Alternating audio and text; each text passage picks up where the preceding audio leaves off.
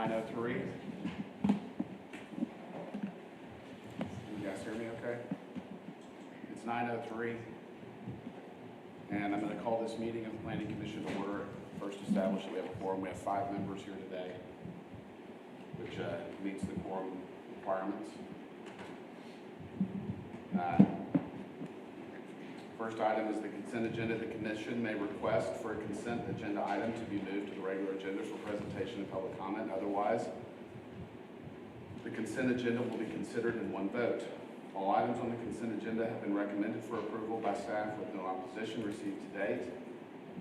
Since some items on the consent agenda may require a public hearing, the commission will accept public comment on any item on the consent agenda in one public hearing.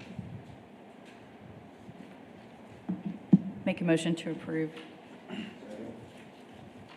I would like to get a little bit more information on one of these items if we could. The preliminary plat for Riverwood West. Could we pull that and approve the rest of them? Is that okay with you guys? I'll amend my motion. Well, let me make a note, though. In the event that you might not pass it as it's recommended, it's tied to the Riverwood West final plat, and technically you can't approve a final plat until there's an approved preliminary plat. So you might pull both of those and then take action once you've had your questions answered. Okay, so I'd like to look at items B and C.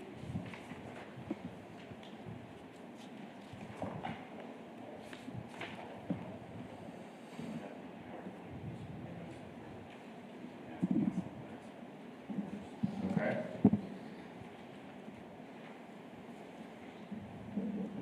So do we want to make a motion to approve the rest of the items on the consent agenda, or? I'm going to rescind my motion. You could approving all except B and C, or you could discuss those and then make a motion on all of them at the end of the discussion. Either way.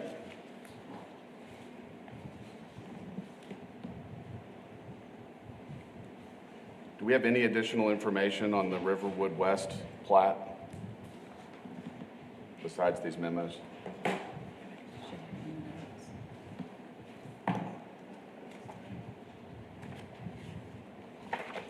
Are there specific questions you have about those plats? I'm just seeing the 74 acres of land seems like a lot, and I don't recall seeing that before, and thought it would make sense to take a quick look at it before we approved it.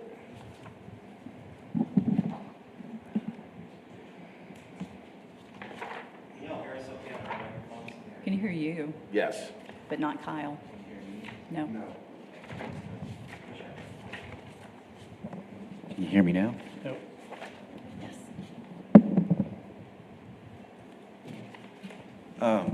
For the preliminary plat, that was actually revised. They put in a road on the south side going east-west, Okay. but it had been an approved preliminary plat there. It's actually in the ETJ. It's not in the city limits. Right. Yes, sir. I believe on Paint Rock Road on the north side of that. But other than that, that's all the information I had on it. And then they were going to approve Section 4. Good morning. I'm going to open it up for public comment. Good morning, my name is Blake with Wild Engineering. Yeah, this is just a revision of it, just to add a street going east to west there. This has been an ongoing project for over 10 years now, actually, so ready to answer any questions you might have. Okay, so you had an approved preliminary plat before. Yes. And you've made a modification to it to add a street. Right, the Tony Trail, the one that goes east and west right there, a little short piece. In the middle of the plat here? Yes. Okay. That's it. Okay. And it remained consistent by and large with the rest of the preliminary plat, so it all added up good. Okay. That looks okay with me. Anyone else have questions? All right. So we're still still have public comment. Anyone else want to speak on the consent agenda items? All right, I'm going to close public comment and take a motion. Make a motion to approve as written. Okay, we have a motion and a second to approve as presented by the staff. All in favor, say aye. Aye. Opposed? So that's 5-0. Regular agenda subdivision plats. Planning Commission has final authority for approval. Appeals may be directed to the City Council. FP 22-15, The View at the Bluffs. A request for approval of a final plat, The View at the Bluffs, being 3.293 acres located northwest of Stratford Avenue and FM 2288. Morning, Commission. Kyle Warren, Planning Development.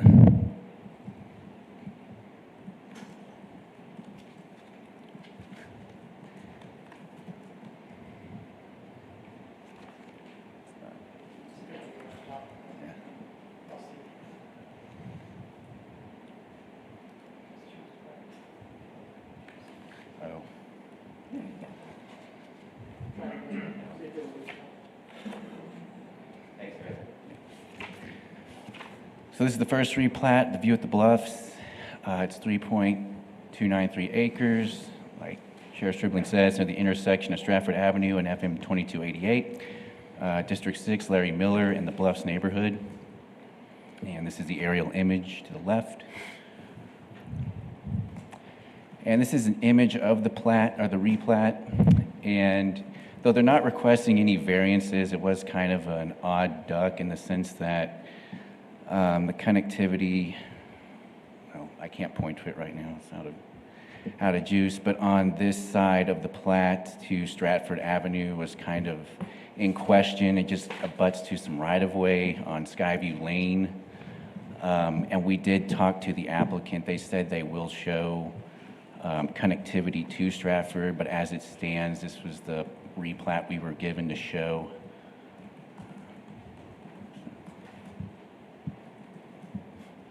Sorry for the technical difficulties. Okay. Okay.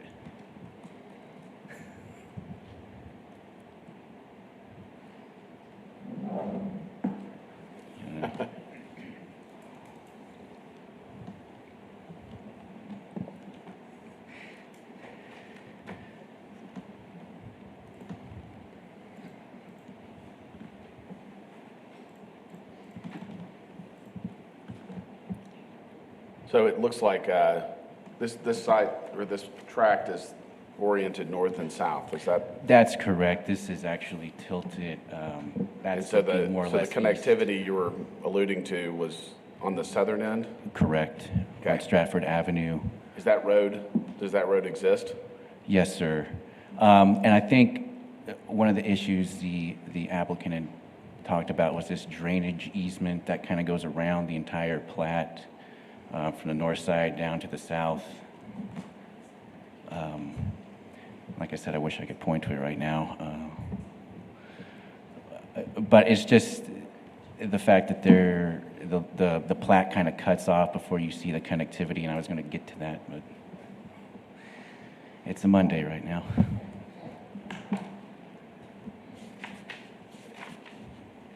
Jeff, did she say anything about that?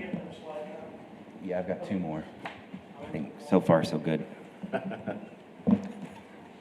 Thanks, Aaron. Thank you, Aaron.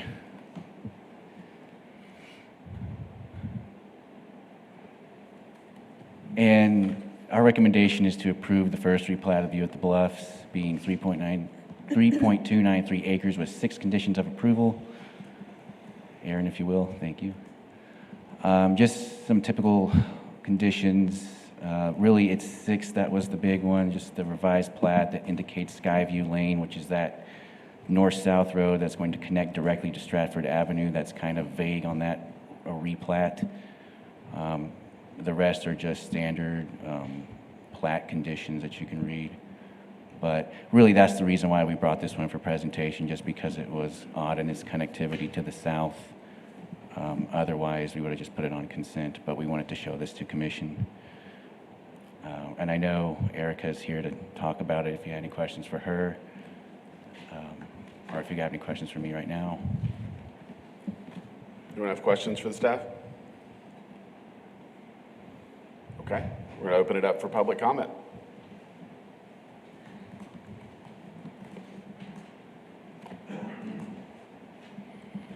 Hello, Erica Wilde with CFB. This was always intended to connect to Stratford. The way that land is, the surveyor is still working out the kinks of how that should look, but there was always the intent of connecting to Stratford. Okay, Okay? thank you. Anyone else wish to speak on this case? If so, please come forward. All right, I'm going to close public comment. This looks relatively straightforward from what I can tell. Make a motion to approve. Second. All right, we have a motion and a second to approve as presented by the staff. All in favor, say aye. Aye. Aye. Opposed? 5-0. I'm assuming this is a typo and it should be FP, or is it PP 2206?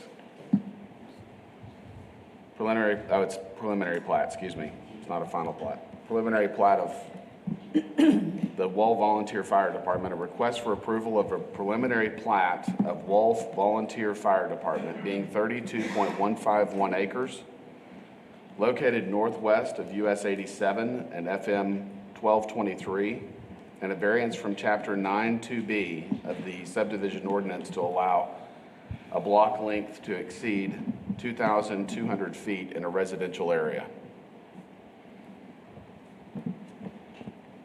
Thank you, Chair Stribling, Planning Commissioners. Jeff Fisher, Chief Planner. Our next plat is a preliminary and a final plat of the Wall Volunteer Fire Department. You want me to read the final plat in? Yes, sir. FP 22-17, final plat of Wall Volunteer Fire Department, a request for approval of a final plat of Wall Volunteer Fire Department being 1.5 acres, located northwest of US 87 and FM 1223. All right, thank you. So this plat was triggered by the Volunteer Fire Department in Wall wants to build a new fire station. And so they purchased 1.5 acres out of the entire approximately 33-acre property. When they did that, they left a giant remainder. It's a lady that owns a house on the remainder, and so that triggered, in order for her not to have to make any improvements and for them to move forward, they're doing a preliminary plat for all of it, and then the Wall Fire Department will just have that one little blue lot on the corner of the screen. Next slide. Thank you so much, Aaron. So that's the picture of the plat. In addition to the two lots, variance is requested. So in the subdivision ordinance, we have a requirement that in residential areas, including in the ETJ, that you have to have a street that breaks up the expanse between 2,200 feet. So if you don't have a street between 2,200, then you essentially block, you don't have that connectivity. And so with the preliminary plat, we've asked to have a street that comes through the preliminary plat north-south that will connect Fairway School Road to the north and then US 87 to the south. So the problem is the nearest street right now is Fairway School Road to the left, and that's 1,600 feet away. And then 4995 is the other one. So I think I drew that wrong. It's more than that on the left. So my bad. I'll have to see what happened there. But basically, it's longer than 2,200 without a street connection. So that's what we're asking for. If there is a variance option, of course, but we believe that having those local streets, and you can see Fairway School and some of those other streets, most of them are either, they might be local roads, they might be collector roads. We're just asking for a local road. If the applicant of the preliminary plat never goes to redevelop her lot, she'll never have to build it. It's just that we just want it drawn on there. And so that's the issue today. Next slide. Thanks, Aaron. The rationale for variance. We believe that not putting in that street, this is a residential and agricultural area. It is a mix, but over time it's going to eventually, either it's going to get annexed or people are going to replat. We have platting authority in the ETJ, and so there's that potential as this area gets more built up, we're going to need another local street. If we never put one in, then we could have, miles and miles without any connecting streets. So that was the concern there. There's no uniqueness, there's no topographical issues. We just believe the variance would set a negative precedent. Next slide. So staff recommends denial of the preliminary plat and denial of the variance to not require local street connection through the preliminary plat that would reduce the residential block length to less than 2,200, and then denial of the final plat for the fire department. So that's pretty much the issues that we're looking at. Any questions or comments on this one? Anyone have questions? So talk about the street again. You're saying you just want it drawn on there? It doesn't matter if it's ever built? Yeah, and let me just correct, on the first map, the aerial map that I had up. Sorry, Aaron, thanks. Two more afterwards. That should be 2,600, not 1,600. So basically, if they put one in, they'll have one connecting within that length. Where would the road connect? The road could be somewhere in the middle. So actually, I'm sorry, I was right. It's 1,600 to the corner, but if you go all the way to the east side of the property, you're going to exceed 2,200. So that's what it is. So roughly, if they put it somewhere in the middle of that black lot and go south, north-south, they'll meet the intent. Now, they're never going to meet the 4995, and obviously because that's impossible, but at least they resolve half of the issue, and they have a street within 2,200 feet of Fairway School Road. So it is right, it is 1,600, but from that left side of that 1,600 to the east side of the lot is going to be more than that. So just by putting in that road within 2,200, they resolve that issue. Okay, so I want to go back a little bit and be really clear about what you're asking to do. Okay? These are future roads that have not been cut in the blue dot, the blue dashed lines. Is that correct? Well, not necessarily. The dashed lines that you see there are, the blue ones are collector roads. Okay. So the local roads don't show up on the thoroughfare plan, but they're still. But those are roads that are in the current plan, future plan for this area. Correct. Okay. And you can't have a block length more than 2,200 feet. Correct. You have to put in a road within 2,200. For fire life safety reasons. For fire life safety reasons, for for vehicular traffic connectivity. Just the basic argument is if you don't do it, you put all the drain on the arterial and the freeways and the collectors, and everybody in subdivisions are coming out and spilling onto one street, which is pretty much North America. So having those local street connectors are important to provide that breakup in traffic. Okay, and there are no north-south roads proximal or in the plat that's being replatted for the fire department. Is that correct? Right. That's right. So they don't ever have to build that road. The road would go into the lot too. They would never actually have to build it until they go to redevelop that property. But they do need, if they don't show it, then the preliminary plat gets approved without the road. There's no guarantee that somebody will ever build that road. And then. So you're looking at existing roads. Yes. And you've gone to the west and That's right. noted that there's 1,600 feet from the closest road to the west to this site? Is that what what is the 1,600 feet? Yeah, so the closest road is Fairway School Road. So I was right the first time, it's 1,600, but then from that point to the end of the property is more than 2,200. Got it.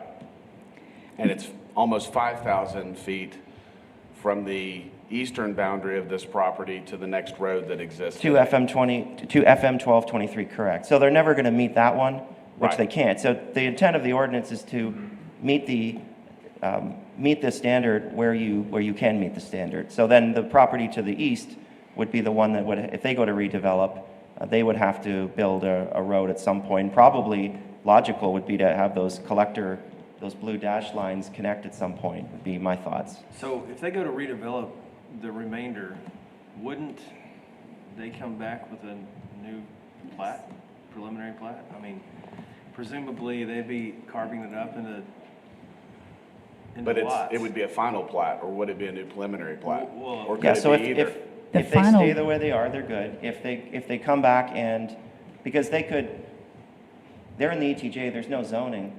So once they get that preliminary plat approved, they could do a final plat over that 32.15 acres and you develop that entire lot with anything they want right now because there's no zoning and we'll never get that road. If they come back and replat it and do, let's say, a final plat that cuts that big 32-acre piece into 5 lots, then yes, we would consider at that time, does that road need to be realigned or should that road stay there? Our concern is if we don't get it now, and all of us are, in 10 years are gone or 20 years, and then somebody else comes in, that we might miss that opportunity, that's all. But what we're looking at right now is there's one house on there, the rest of it is being farmed at this time. So that's what is going on now until we have no idea when. So I don't see that we need a road for the future. If they're going to build on that later, it'll still be in the area where they need to come in for building permits or whatever in the ETJ. So I don't think it needs a road. You're not asking them to build a road, you're asking them to designate I don't think they need a to road designate either. within their, That's correct, and I think Luke makes a good point that unless they were going to final plat that other piece as one large lot in the Yes. future, they would have to come back for a preliminary plat. So if your inclination is to grant the variance to not have to show the road at this point, we might ask that you clarify that is not an intent to say that they never have to build that road, but that it would be looked at again if they come back with a revised preliminary plat at Yeah. whatever point in the future. So that, yeah, because the PP 2206 is the preliminary plat of the whole acreage, the 31.151. The final plat, all we're doing on the final plat is doing the 1.5 acres that the fire department needs to have their substation. That's right. Okay. and they could move forward and develop the 30.6 acres that are left, but they couldn't subdivide it without submitting a revised Correct. plat. Is that That's correct? correct. Yes. Yes. Okay.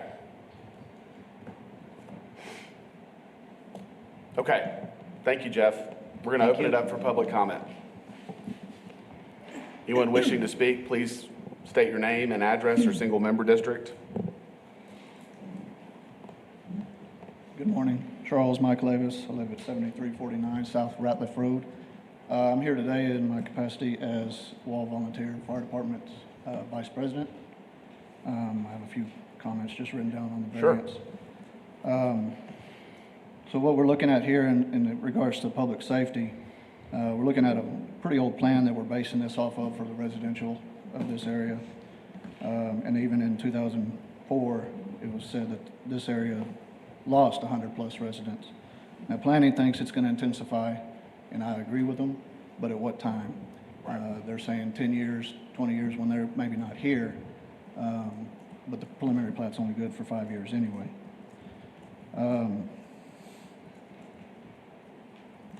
I mean, and if this ever is annexed, it'll come to y'all for zoning, and I think along that highway, you're going to be looking at commercial zoning on the frontage if you don't have commercial zoning on the full property. It's only 32 acres. I mean, if you look down 277 or even out 67 over here, you got the same thing going on. So it's in the opinion of the Wall Board that this subdivision shouldn't require a street, and that we're leaving the remaining track. And just to be clear, we do not own, fire department does not own that remaining track. That still remains Miss Whittington's property, and she owns quite a bit of that all around there. So there's no other public or any other properties to be detrimental to as far as public safety at this time. As to the second, where this is a unique property, it is a unique property. Miss Whittington donated this land to the fire department. She has no intent of developing the rest of the property.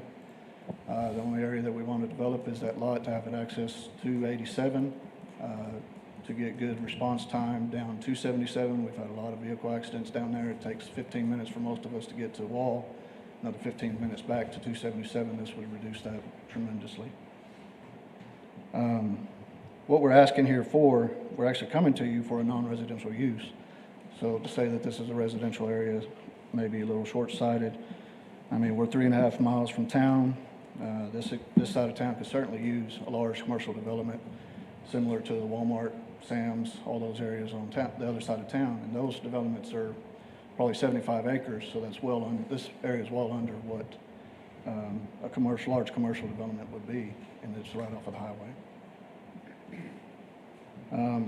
Regardless of that, we don't know what this property is going to be. It's not in our hands, and fire department doesn't have any control over the property other than that acre and a half that was given to us.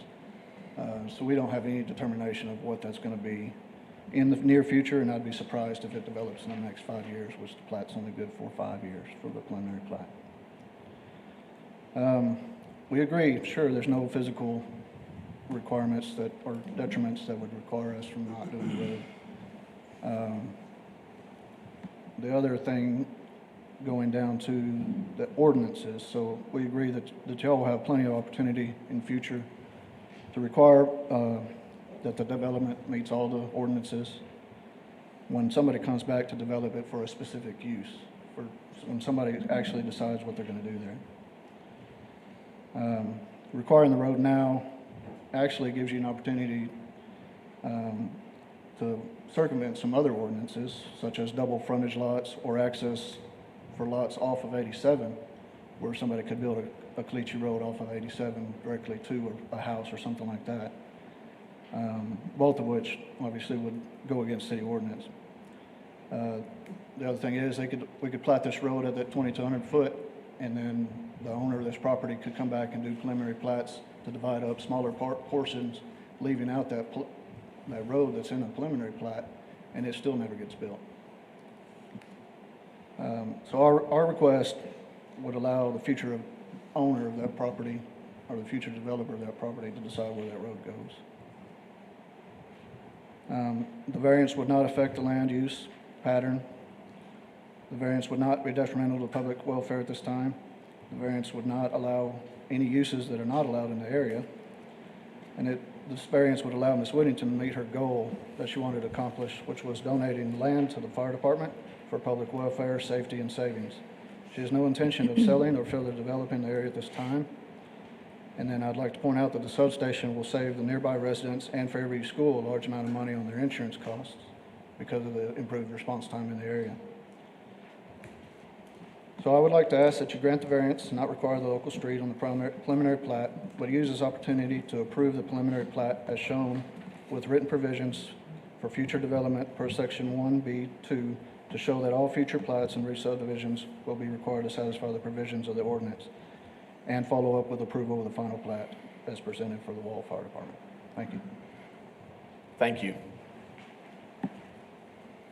Anyone else wish to speak on this?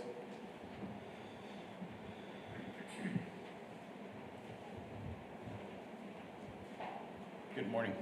My name is David McIntyre. I live at 7345 South Ratliff Road, and I'm the Assistant Fire Chief of Wall Fire Department. Charles has covered our part pretty well, but I wanted to tell you a little bit about how long this has been in a plan. For more than 12 years, we've planned trying to get this done. We operate off of donations and some grants, and this has finally became a dream. It's going to happen. This will cut our east or west side response by at least 9 or 10, 11 minutes, which is substantial if your house is on fire. Yes. We have no plans. We have no hidden agenda here. We're simply trying to help people. Yes, sir.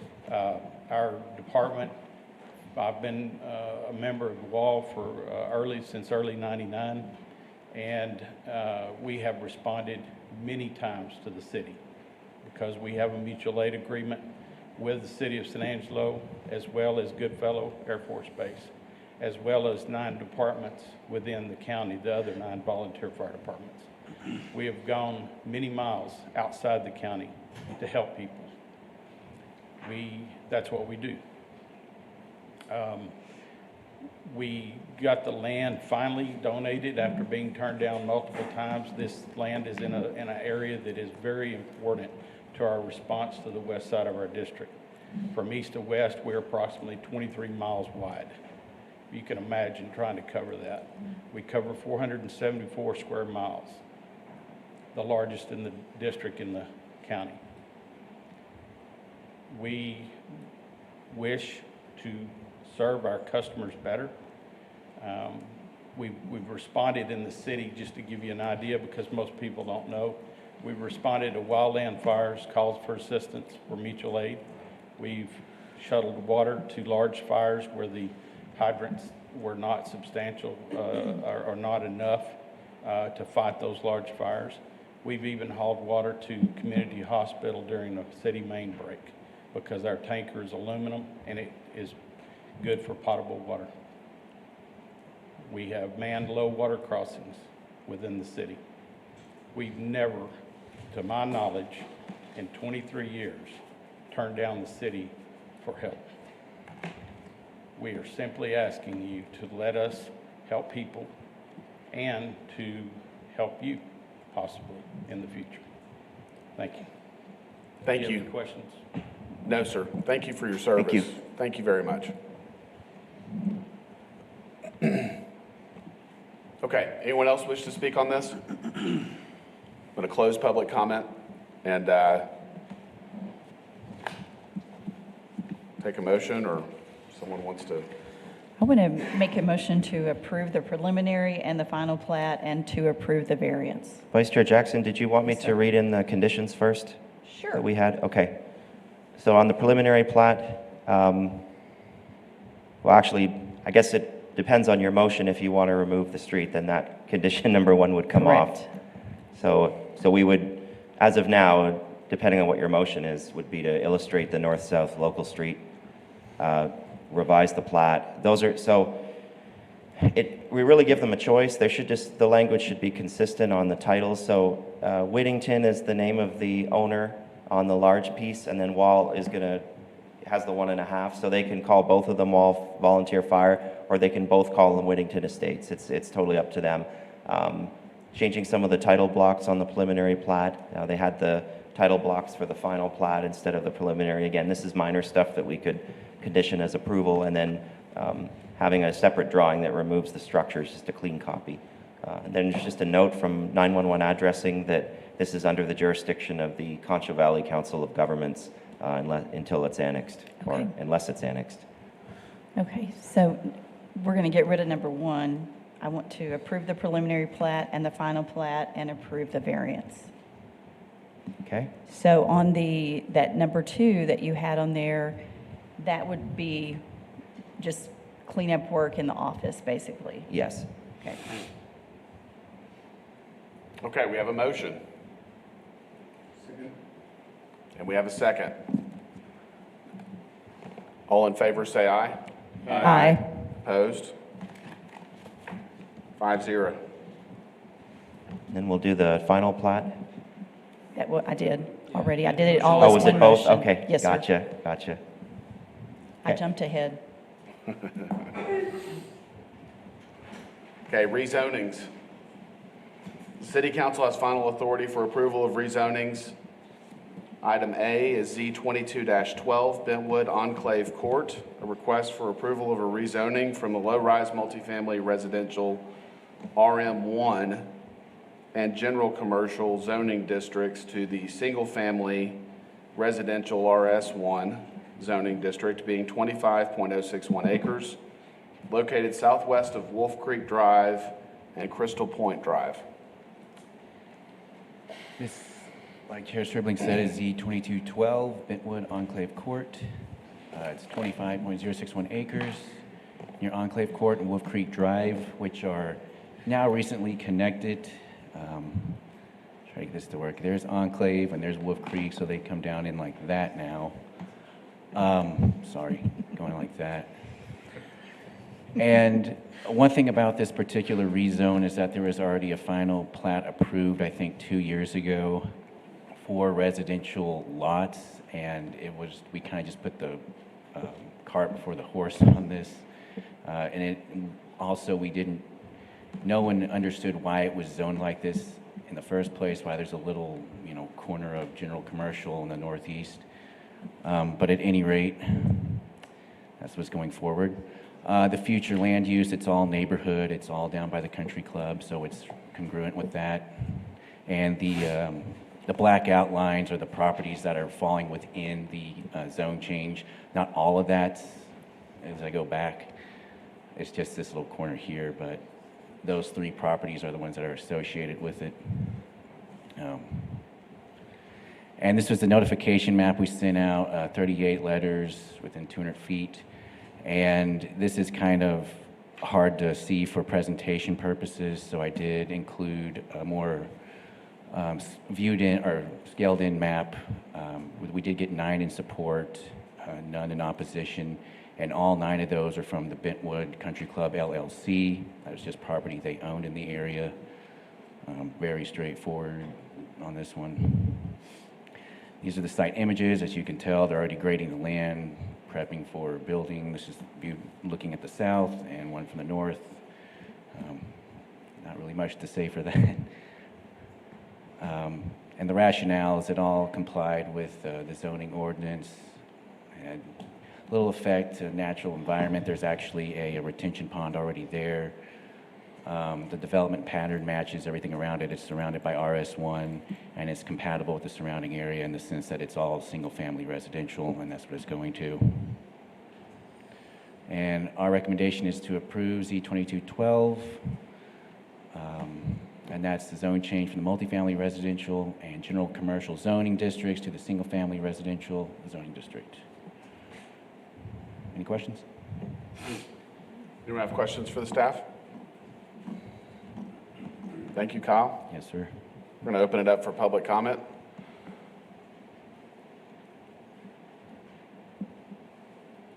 Anyone wish to speak on this case? It's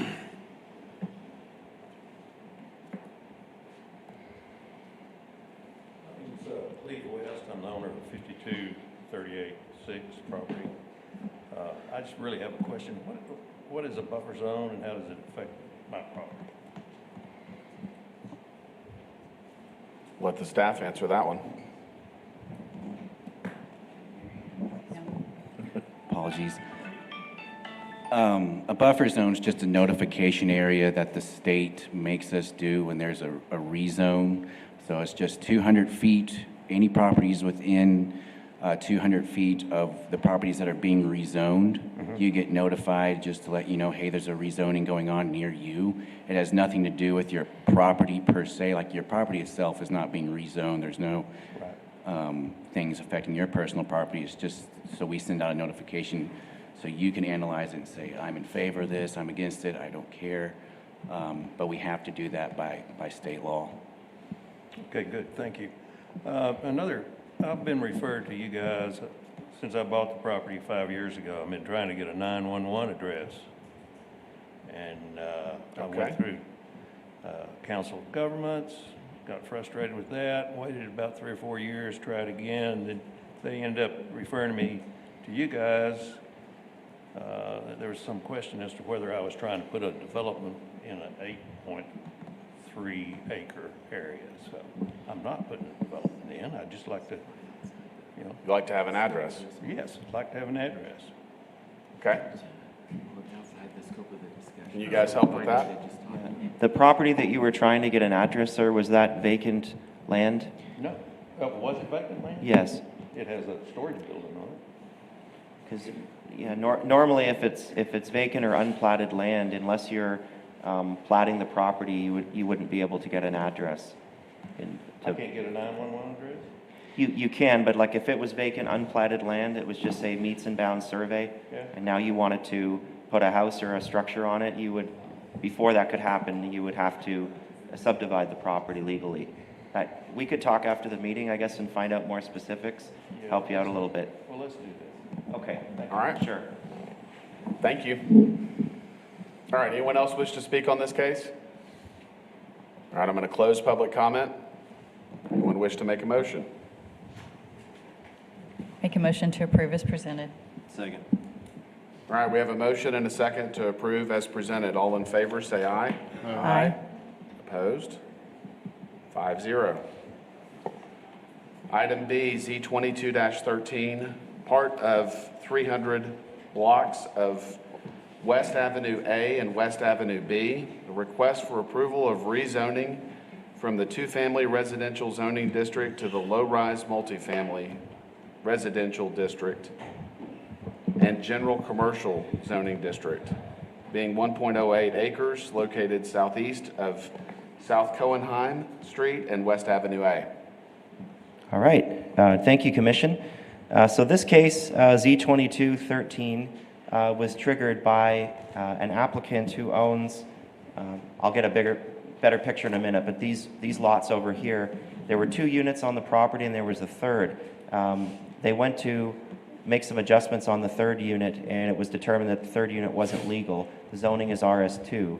So in order to legalize that third unit, they requested a zone change to RM1.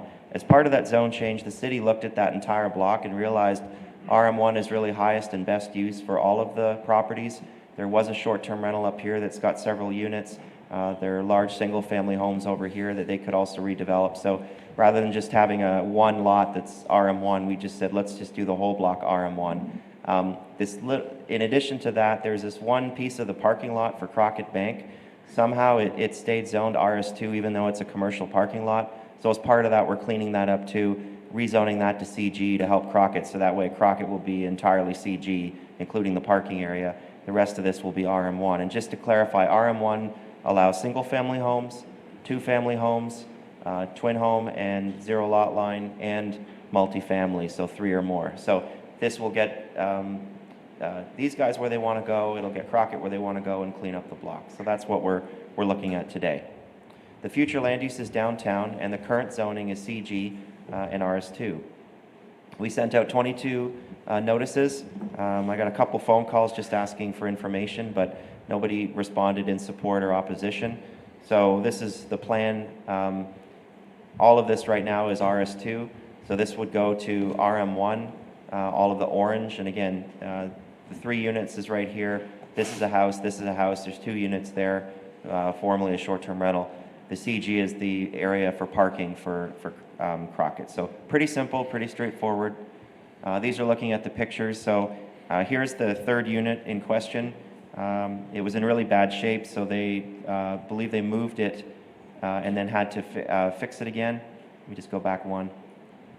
So it's basically that structure right there. In order to legalize that structure, they needed to do this. There's the empty parking lot for Crockett that, again, it starts about here and it went to RS2, so this will just go to CG. And there's the couple other houses that we talked about. It's designated downtown in the land use plan. CBD was another option we talked about because it also allows residential, but we're about 4 blocks out.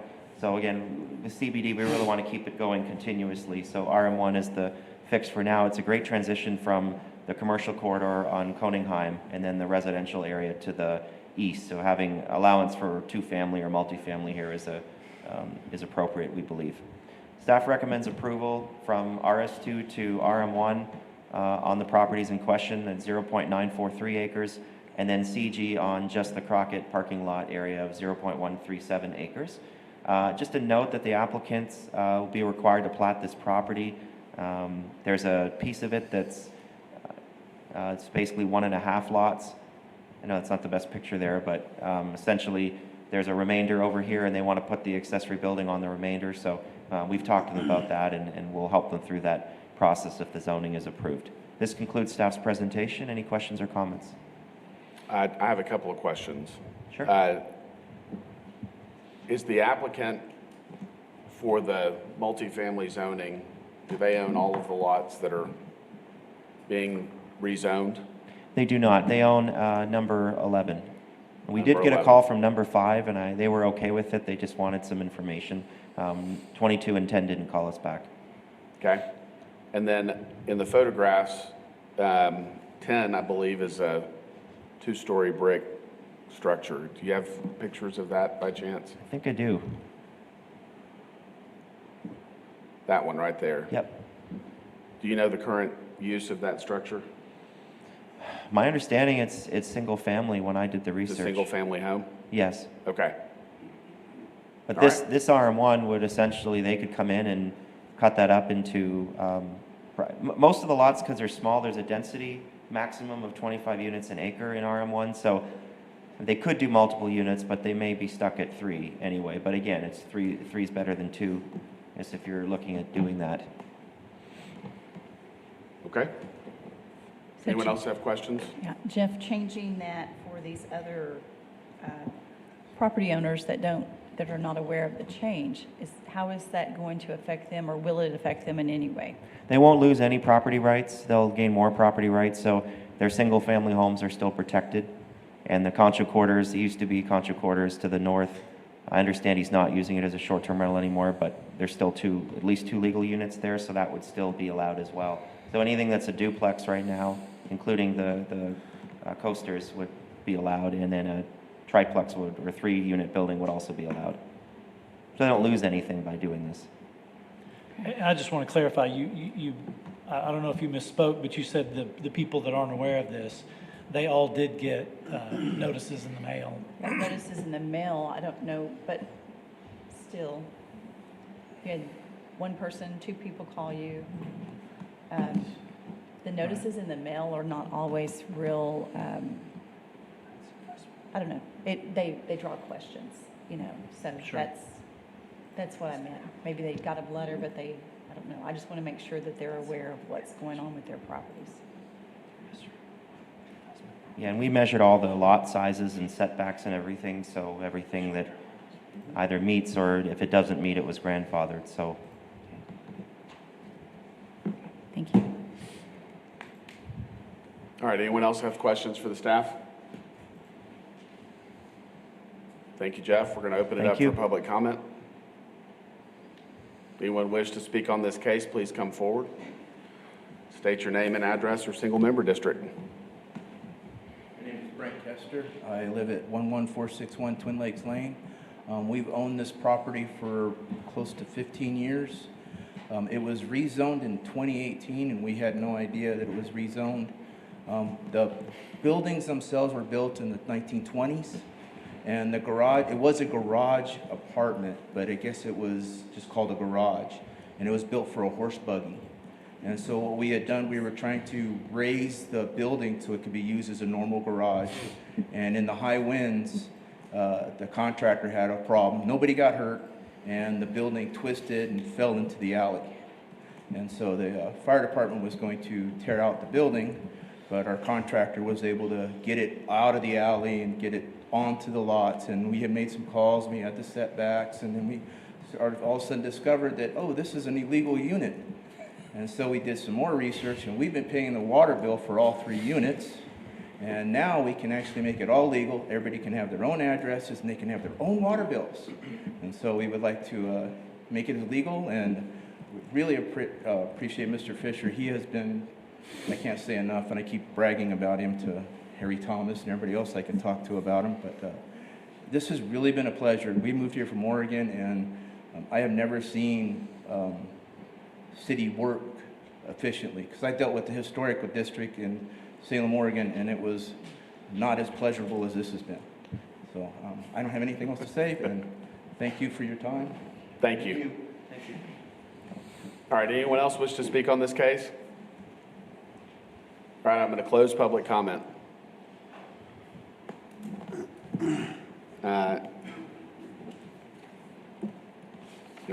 I think personally that this makes sense, given the office building next door, and the frontage on Cohenheim.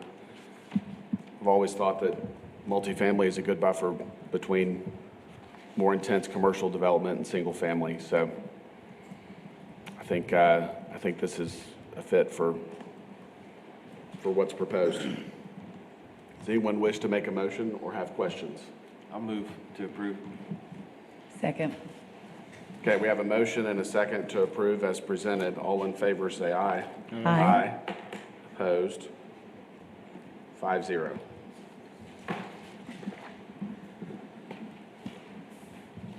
Next case, item C, Z22-14, 200 block of West Avenue L, a request for approval of a rezoning from general commercial, heavy commercial to low-rise multifamily and general commercial zoning districts, being 1.24 acres located south of West Avenue L between South Randolph and Hill Street, San Angelo, Tom Green County. Thank you, Chair Stribling, Planning Commission. Our next case today is E2214. Similar to the previous case, a little bit different. Also, there was a trigger from an individual applicant that has purchased this half of a platted lot and then this full lot over here and wants to redevelop it.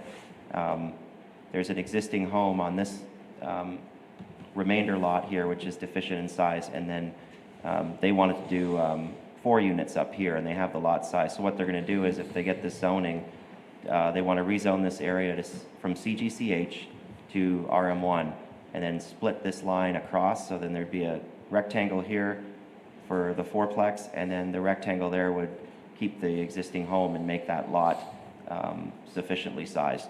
So as part of that, again, the city looked at this block and had some more recommendations. So the neighborhood future land use applies here, but the zoning is CGCH.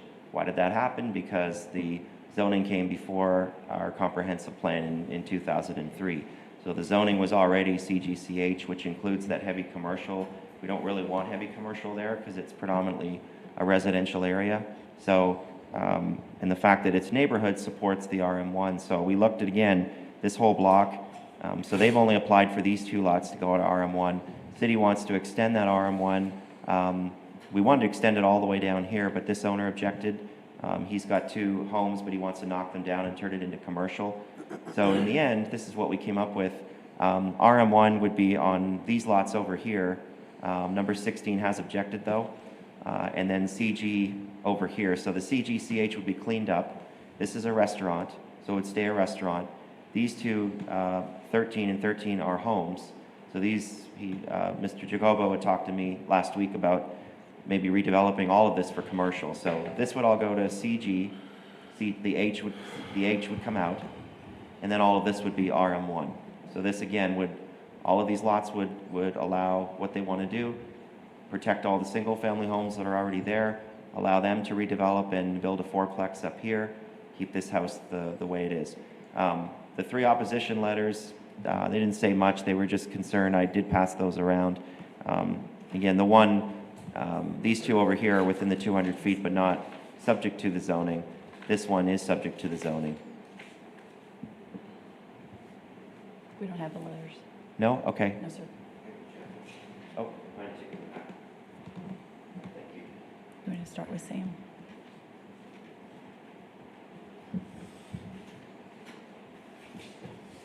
the one that did write some commentary, the other ones just checked the boxes, they were opposed, but the one was just concerned about safety and children and things like that. So these are some of the pictures in the area. So this is the corner lot here. These 2 that are being redeveloped that triggered this. Then as you go along Avenue L, you can see there's existing homes, and then right on the corner is that restaurant. So again, the future land use is neighborhood. So really the CGCH over time is going to go away, and you're going to start seeing more residential development. So we think the RM1 is appropriate. That said, the one owner that wants commercial in the future, and it also owns the restaurant at the corner, we thought CG was, downzoning from CGCH to CG was appropriate just on those lots. That way the heavy commercial comes out of the area. They can still develop it commercially, and then we get RM1 for the rest. Can you go back to the tracks? Sure.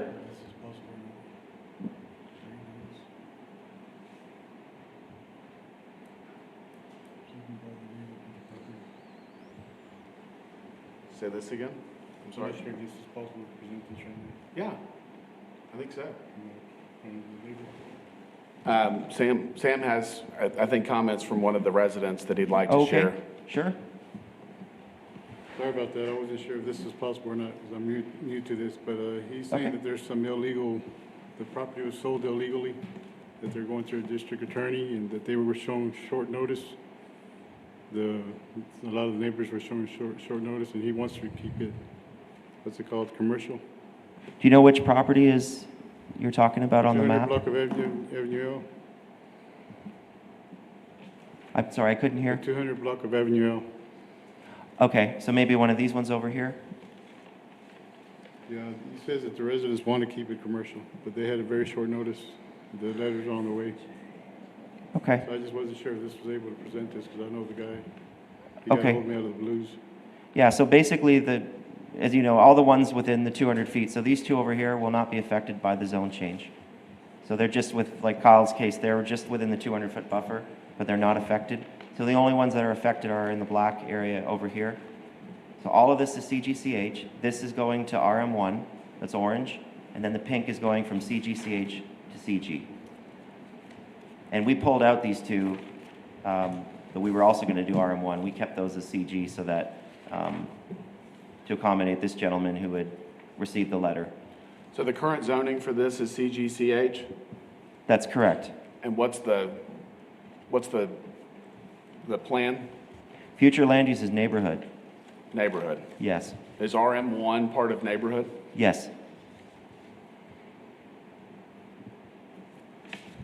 And the idea of staff was, if we don't want to go all to neighborhood type zoning that would be compatible with the plan, at least on the CGCH, we would get rid of the heavy commercial and drop it down to CG, which is a little more neighborhood, not necessarily neighborhood friendly, but at least more so than the heavy commercial. Okay. And have you heard from the owner on number 13? On number 13? I did, For yes. the CG? We originally wanted, because the restaurant is the very corner over here, these two little ones. We wanted to do RM1 on these two as well. He objected, and we said, okay, we'll since the notice was written flexibly, we would just take those, and he agreed to CG. So he's comfortable with that, and that gets him where he wants to go. This is a restaurant. If he does retail here, he can do that as well.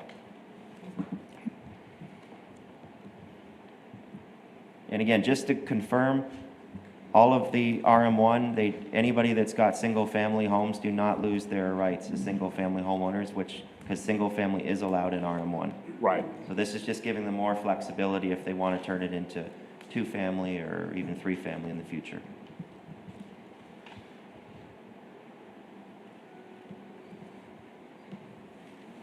Okay. I'm going to open it up for public comment. Does anyone wish to speak on this case? If so, please come forward, state your name and address or single-member district. Okay, I'm going to close public comment.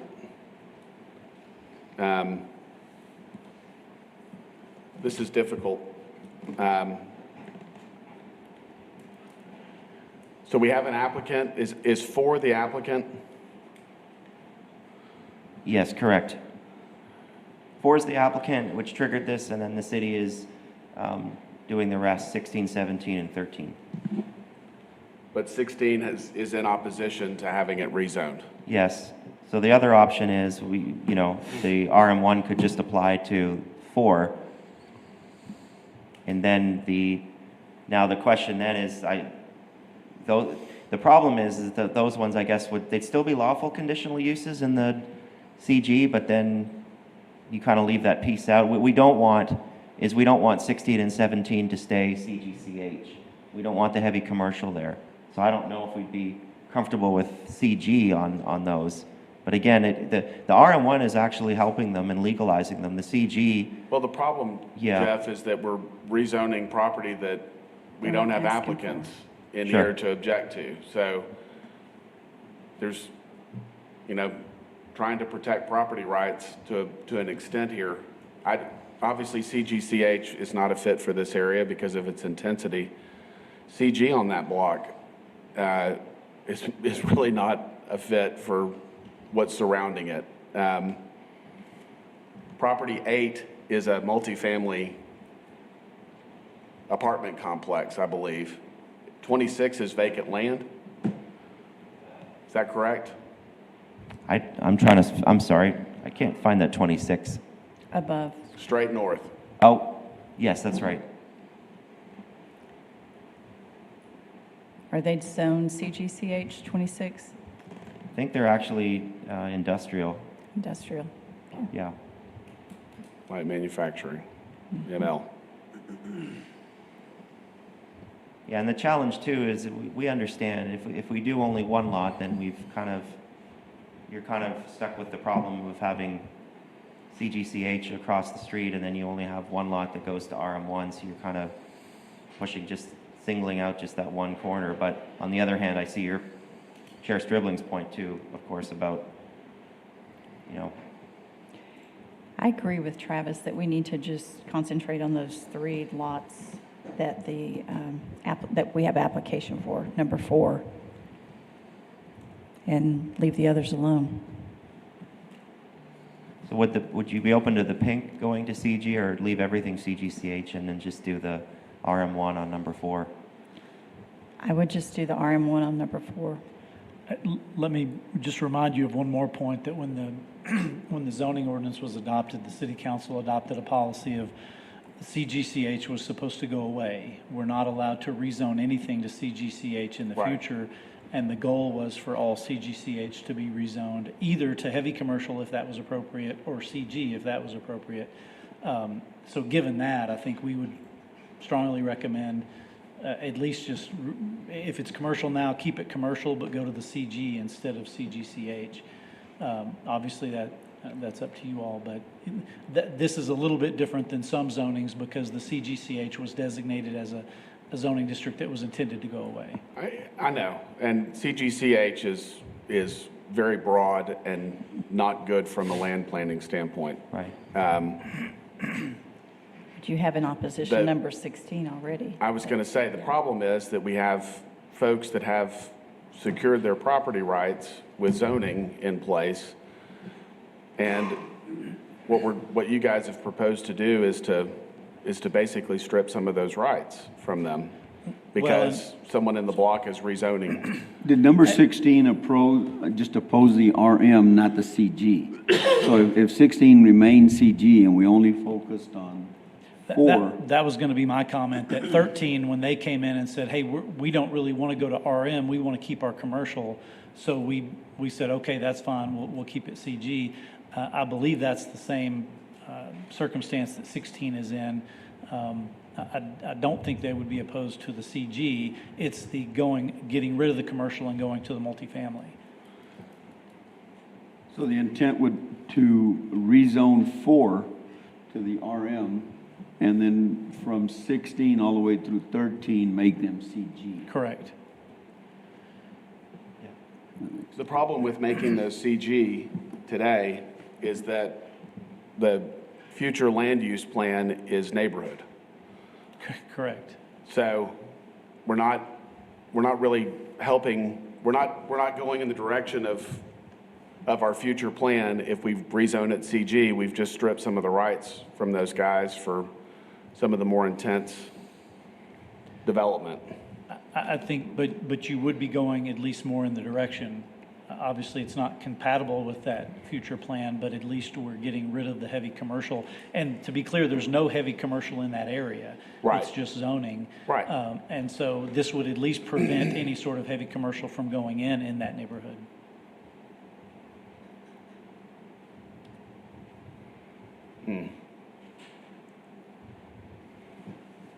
Anyone else have thoughts they'd like to share? Yeah, we see both sides of it. But if the example that I always use, if you're CGCH, you could have oil field equipment there, or you could have industrial and even some light welding and things like that. And do we want that next to that neighborhood? But again, on the other hand, if that's a person's property and they're CGCH already, maybe that's, so we understand. It's a lot cleaner if the applicant is making the request as opposed to us changing it for a property owner that's not here. Yes. And that's really my fundamental issue with what's proposed. I'd like for the applicants to be here, at least. Yeah. And we don't, the only applicant we have is for 4, correct? Yes. Okay. What I'm hearing is the applicant didn't have no permission to buy the property. Maybe that's why they're not here, that the Adult Protective Services are involved also, that they didn't sign off on permission to sell the property, so that might be the reason they're not here. Okay. So you're saying does the applicant own the land? No, well, they own the land, but they didn't have permission to buy the land by the elderly person, so they got the attorneys involved, and It's not complicated, it sounds So like. the applicant may not be the rightful owner of the land, Exactly. is what you're That's what I'm saying. hearing. We do have, if we're talking about 4, I did double check that, and Zill Properties does own the 1.5 lots, and then I believe Artiega still owns this one over here. But at the time we sent out the letters matched what was on the appraisal district records. So again, if something's changed after that, absolutely. What's the time Mr. frame Gomez of the is letters right. that were sent? I think our GS department's updating it every month or every 2 months now, so this was accurate as of time we sent it out. But That's all I can say. as I understand it, what Mr. Gomez is suggesting isn't that they don't own the property. It's that the property sale may have been illegal or That's what they're saying. incorrect, and so they're looking at litigation to maybe reverse that, but. Okay, thank you. So knowing that, I don't know what else we could do other than move forward because our records show that that's the owner, or you could possibly table it if there in fact is some question about the ownership of the property. We could table it and try to get to the bottom of that before moving forward. Is that what you propose, Sam, is that we table it? I say we table it. Okay. Would you like to make a motion to table it? I make a motion to table the item and hold off for now. Okay. Second. All right, we have a motion and a second to table or continue to the next meeting. John? Yeah, it's usually better for us to table it to a specific meeting. Okay, we have a motion and a second to continue this to the next meeting. All in favor, say aye. For you. How about a comment? I'm sorry. Is there a way that on property number 16, that while you're doing the notifications, that you could see if they were 30 in days, opposition to CG? It says letters Yeah, on the we way. can do that. Sure. Because that way, that would make it clean. Next time we meet, then we could look at from 16 through 13, making it CG and you know, to Mr. Scribling's point, then everyone would be aware. Okay, sure. Okay, we have a motion to continue this to our next planning commission meeting. On the floor, all in favor, say aye. Aye. Opposed? So 5-0 to continue it. All right, next item. D, Z 22-15, 103 and 107, West 14th Street, a request for approval of a rezoning from the two-family residential zoning district to the office commercial zoning district being .23 acres, located southwest of North Irving Street and West 14th Street, San Angelo, Tom Green County. Uh-oh. Folks, it's been a rough day with the slides. Thank you, Aaron.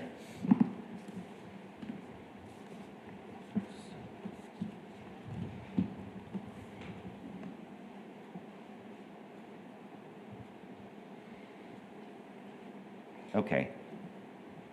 So our next case today is E2215. Conditional use approved for a church on the property. They put up the church building on these 2 lots over here. It looks like it's working again, hopefully. They attempted a rezoning a little while back. You all might remember earlier this year to go to CN, and the CN would have allowed a coffee shop with the church. They were denied at City Council for that. So they've come back now to use request a lighter zoning district, so they don't have to wait that full year because they're going to lower intensity. Now they want to do office commercial CO. The CO, they want to do a faith-based bookstore along with the church on the property. So the CO would still not allow that, but it would then give them the option to come back again in a few months and do a conditional use.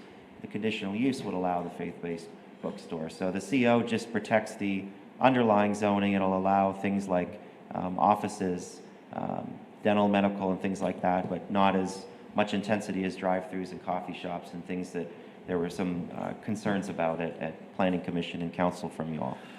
So today you're just looking at going to CO, 0.23 acres. Neighborhood is the future land use on this, and zoning is RS2. So again, we go back to, is this an appropriate use in this neighborhood? We believe that the CO is probably even better than the CN, just because it's lower intensity.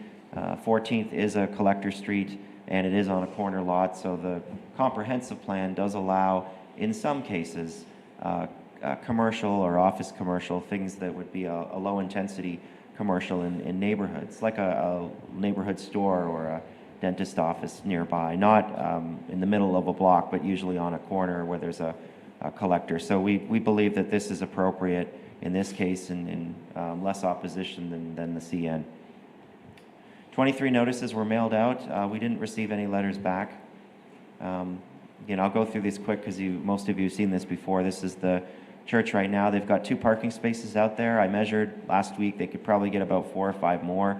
So if they do the faith-based bookstore in the future, that's retail. That's 1 space for every 200 square feet. So if they had 800 square feet of that building, I don't think they'll hit that, but if they did, they could easily get the 4 parking spots out there. So meets the zoning, compatible with the neighborhood designation in the comp plan. And again, there is a presence of other non-residential uses in the area. The church at 206, and then the funeral home at 200 West 14th. And that's just northwest of there by 1 block. Staff recommends approval from the 2-family RS2 to the office commercial zoning district. Any questions or comments? Anyone have questions for the staff? I believe the applicants are here. Thank you, Jeff. We're going to open it up for public comment.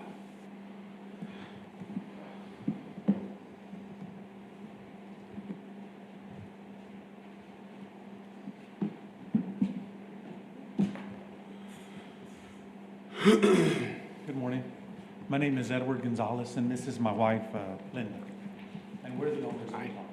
And we live at 116, can you hear me? 116 West 14th. I think on there it said 103 and 107 is the address of the property in North Irving, but it's really 103 West 14th. And we own the 3 properties across the street, 116, 118, and then the one next to it. Okay. And in the interest of time, I've typed up something if I'm able to read it. Sure. Thank you. At present, we are a healing and deliverance and biblical counseling ministry. We do more one-on-one deliverance and biblical counseling. We do once-a-month prayer lines. We minister to people struggling with addictions to drugs, alcohol, pornography, etc., and minister to women who are victims of domestic violence. We also have a Seniors Over 60 program, SOS, where we help connect seniors with community resources according to their needs, such as the Area Agency on Aging, the Department of Human Services, senior housing, and medical supplies. We assist them in filling out their applications if needed. We've purchased food and clothing for families in need. We've provided monies for their utilities. We help settle disputes for the elderly. 95% of the time, the problem is simply a misunderstanding due to a language barrier or education barrier. And if we can't help them, we refer them to someone who can. We also help interpret for those with a language barrier. We have a senior bingo night, a once-a-month movie night, Bible studies. And we're also in the process of getting an adult women's faith-based fitness class together to shed off those extra COVID calories. The class will be called Faith Step. We're mainly a ministry of helps. We have funded these programs out of our personal monies, but are no longer in a position to do so. That is why we are requesting a zone change to office commercial with the proposed use as a Christian bookstore, and I understand that's at a later time, as a Christian bookstore selling faith-based books, products, and gifts to help keep the ministry in operation. We are not a nonprofit organization of any kind. We are not tax exempt. We pay property taxes and taxes on everything else as well. Thank you. Any questions? Anyone have questions for the applicant? I'm just curious, if the bookstore, will that be like a donation, or will it be for profit or anything? How's that work? Profit to fund the ministry. This property was listed for sale recently. Is it still on the market for sale? Yes, it's been on the market for 9 months. At the time that we listed it, there was, I believe, 16 churches for sale in San Angelo. I'm not sure how many else are for sale, but with this being a conditional use as a ministry and or a house, it's a bit of a tough sell. Okay. Anyone else have questions for the applicant? Thank you, guys. Thank you. Anyone else wish to speak on this case?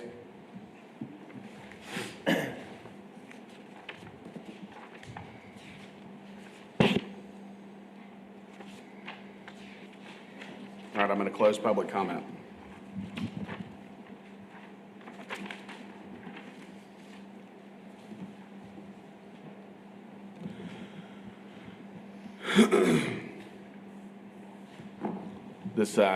This building presents a lot of challenges, I think, because it looks like a commercial building. It's operating as a commercial building in many aspects, but it's in a residential area. And the applicant alluded to other properties that are listed for sale that are churches. And I think that converting those uses to non-church related activities is very challenging and difficult. This property has frontage on a road that connects to Bryant. There's traffic lights not far. Yes, And MLK is a block and a half over. right. And we're hoping that this option instead is better because the CO, like I said, you cannot have all of the abundance of retail uses that a CN or a CG would allow, particularly, and we understand the neighborhood's concerns.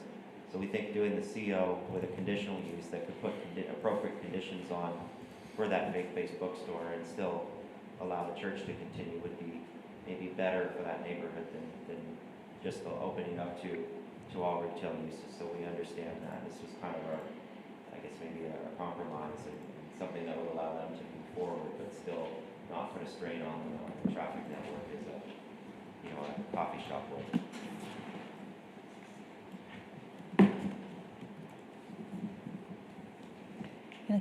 Very often churches are in residential areas. So that's kind of a normal Yes. here. I would like to make a motion to approve this as presented. I'll second that. All right, we have a motion and a second to approve as presented. All in favor, say aye. Aye. Aye. Opposed? Aye. So 3-2. 3-2. Brendan I believe that stands because it's a simple majority, is that right? Yeah, I think it's right. Okay. All right, next item is conditional uses. The Planning Commission has final authority for approval of conditional uses. Appeals may be directed to the City Council. CU 22-12, 24 East College Avenue. A request for approval of a conditional use to allow a telecommunications facility with tower and related equipment in the Central Business District located at 24 East College Avenue, San Angelo, Tom Green County. Okay. You really did it now. That's coming now. Here we go. All right. So this went to DHRC last month for design approval. It's a telecommunication tower. It needs a conditional use. It's zoned CBD. The CBD does not require the Section 426 standards. So those are more strict where the setbacks have to be 20% of the height of the tower. So it just goes by the CBD, which is a 25-foot front yard, no side or rear yards. The applicant has got their tower way beyond that. It's going to be on the back of the church property. So they're leasing a space in the back here for Verizon. And the tower will be co-locatable, will be a monopole design, and will be painted a light gray color that was approved by the DHRC. So I'm just going to go over this real quick. The church parks their school buses back there right now, but it's going to be less visible in that back corner. You will be able to see it from College Avenue, not so much from the South Oak side where the Shannon parking lot is. So those are the property pictures. They'll also have a 7-foot brick concrete wall going around it as well, which will match the red brick on the church across the street and some of the other buildings in the neighborhood. So again, that'll provide some additional screening. There's the church across the street. And then that's their site plan that they gave us. So again, here's College Avenue, there's Oak Street. Be 115 feet tall, and then the paint color will have to match what the DHRC approved. And there's the brick wall that's going to go around it. So again, pretty straightforward case. They're 190 feet from West College Avenue. They only need to be 25 feet. They're 172 feet back from North Oak Street in compliance with the CBD setback. So staff's in support.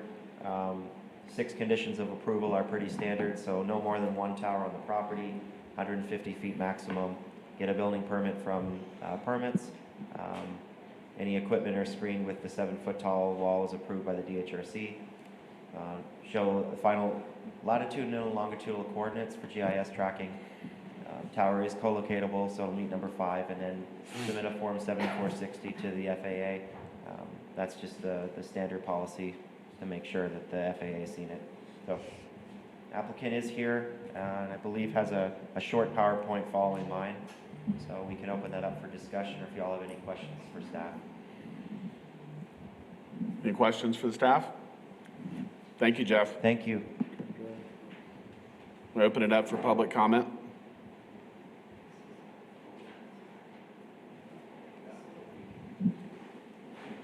Morning, Commissioners.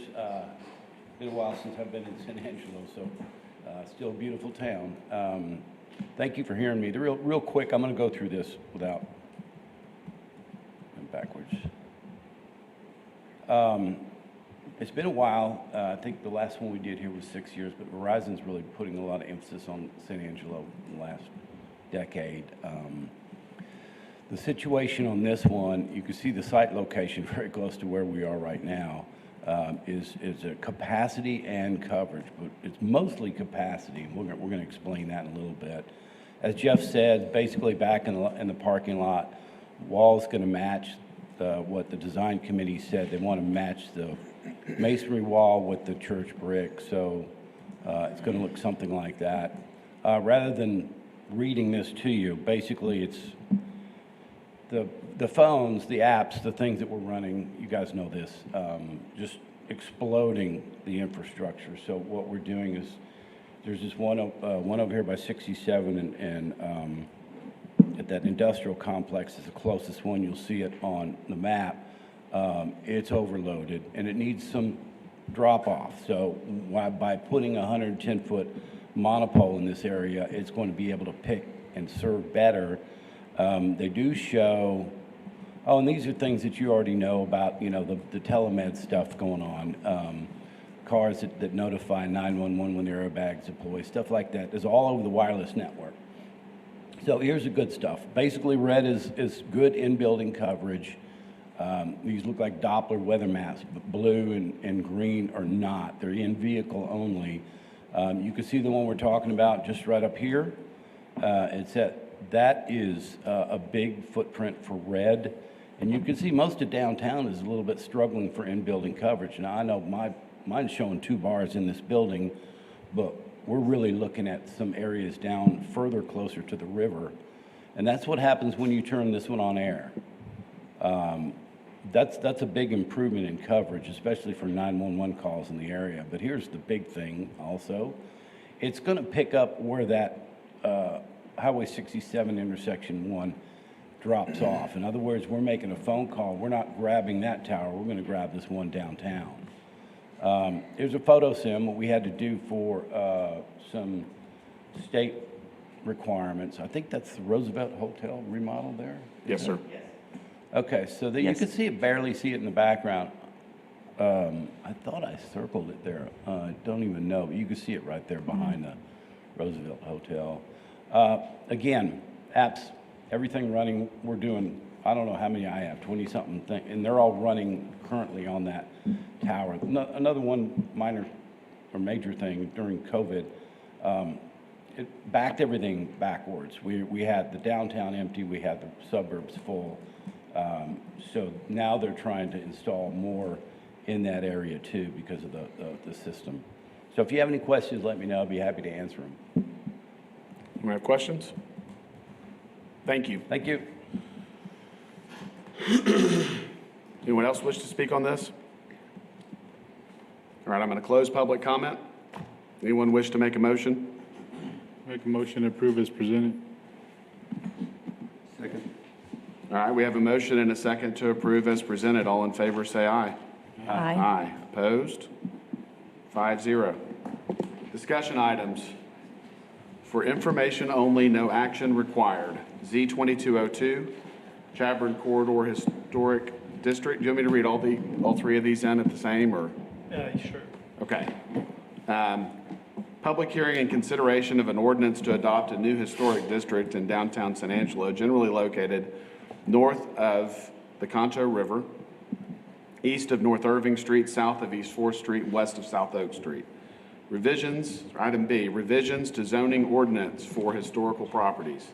Public hearing and consideration of an ordinance amending Chapter 12, Planning and Development of the City Code of Ordinances, Exhibit A, zoning ordinance, Sections 211, Historic Overlay Zone, amending the criteria and process for a certificate of appropriateness and demolitions, and establishing an administrative process. Item C, adopting historic guidelines. Public hearing and consideration of a resolution adopting the city's historic preservation design guidelines for the Central Business District and expanding the boundary north to 4th Street. All right, thank you. I'm going to keep this very brief because this is just a discussion item. This is going to City Council tomorrow for a final vote. The DHRC last Thursday approved all of the 3 changes. So basically the first item is a new historic district in San Angelo.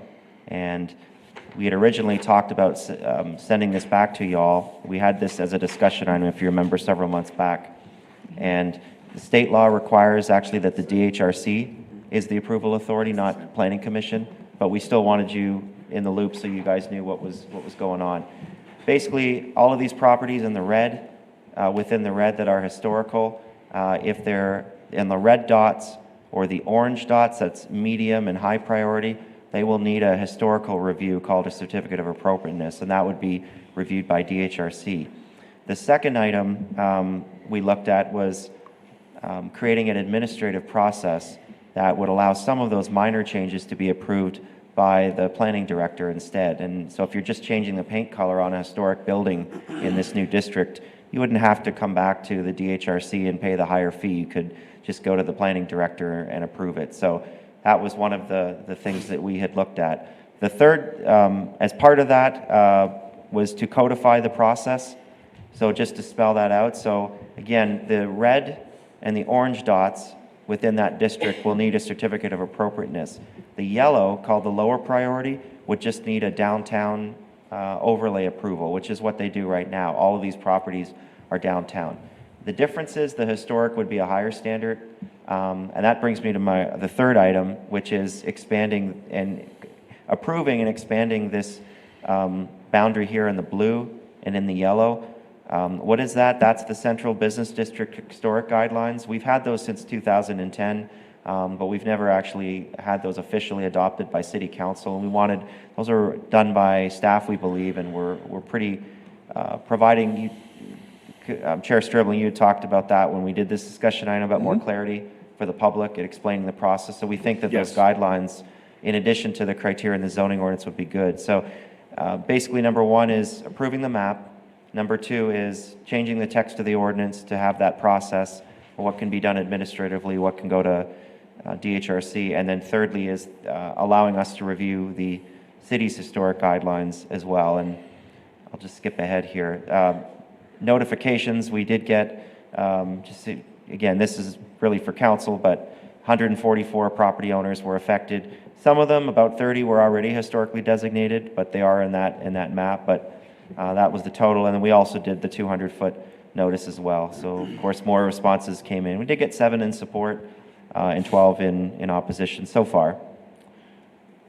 And that's pretty much it. You guys are somewhat familiar with this already. This is the CBD district guidelines, so that's kind of what they would look at if we had a historical review, certificate of appropriateness. Those guidelines, again, they're not set in stone, you must do this or you must do that, but they give staff as well as the public some guidelines as to developing. We even have a color palette that was created in those guidelines. And so if you're, I have a building that's 100 years old, but it's been really deteriorated and converted into something that we don't like, and now I want to develop it downtown and bring it back to what it looked like in 1900, or they could go by that 1900 palette and use one of these colors, and we would say, yes, that's good. Or they could get a color that's somewhat generally consistent with this. It doesn't have to be exactly this color palette, but generally consistent, and we would approve that as well. So what does this do? It's just going to basically make a process. The biggest thing is that they can't just come in and demolish a building downtown. It's going to protect our downtown and keep those at least the shells of those buildings protected. If they want to do a demolition on any of those properties, they'll have to come in and get a historic approval. So at least it protects that from happening. And then we get into the design, the colors and materials, which is a little bit more subjective, but we do believe with these historic guidelines being adopted, it will be much easier. And of course, the administrative process. Everything had to go to the DHRC. I'm changing a paint color, I got to go to DHRC. I'm adding a sign that's 10 square feet, I got to go to DHRC. This will allow the planning director to approve those changes. So goes to council tomorrow, and then depending on what council does, it was approved 5-0 at the DHRC on Thursday.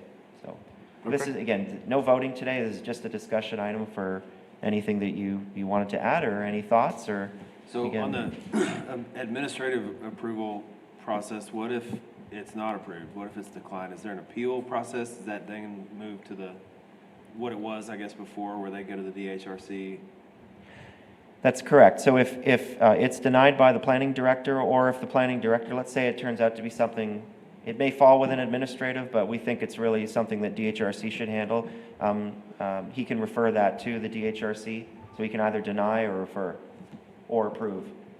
So yeah, so then it would go on to DHRC for a vote. And then there's another process. If the DHRC doesn't want to approve it, they could then appeal that all the way to council.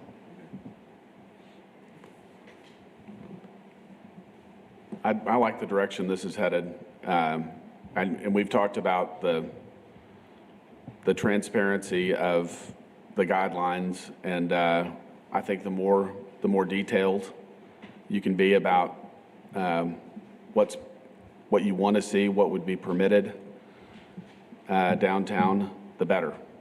I think developers want predictability. The unknown is what terrifies folks that are investing in areas like this. The thought of walking in and relying on the opinions of 5 or 6 people to determine the fate of your project is scary. We think this will be helpful as well. We had a case a couple months ago where I think it was on South Oaks or South Chadbourne, and the building was in really bad shape. The frontage, the facade was all deteriorated. It didn't look like anything. We never found out exactly what it looked like 100 years ago, but the applicant did a pretty good job, used those, those pediments and cornices and used that kind of design that they may, I don't know if they got it out of the guidebook, we had sent it to them, but they followed something like that, and at least it looked much better than what it did look afterwards. It's great. So. Okay. Anyone else have thoughts they'd like to share? I think it's important to understand that, I mean, they are very old buildings and a lot of them have been vacant for a long time, so there has to be an understandable approach to, I mean, we're gonna have to demo some of them. I mean, it's just, you don't have a choice. Yeah. But you also want to maintain the character of downtown, so it's kind of hard to find the balance, but I think we're on a good path. Well, we appreciate you all. Thank you. Thanks, Jeff. Sure. Public comment. Issues or concerns not on the regular agenda may be raised by the public at this time. Citizens should speak from the podium, address all comments to the dais, and begin by stating their name and address, single-member district number. Please limit all your remarks to less than 3 minutes. Open for public comment. I'm going to close public comment now because there's no one here. Director's report. I didn't really have much. Just wanted to mention we do have a new staff planner, promotion of a current employee into that vacant position that we had. I also wanted to mention our planning manager is out on medical leave for an indeterminate time, and so even though we just filled a position, we will be short-staffed for a little while longer as well. That's all I had. Okay. Future meeting agenda and announcements. The next regular meeting of the Planning Commission is scheduled to begin at 9 a.m. on Monday, July 18th. Adjournment. Make a motion to adjourn. Second. Okay, we have a motion and a second to adjourn. All in favor, say aye. Aye. Aye. Opposed? 5-0.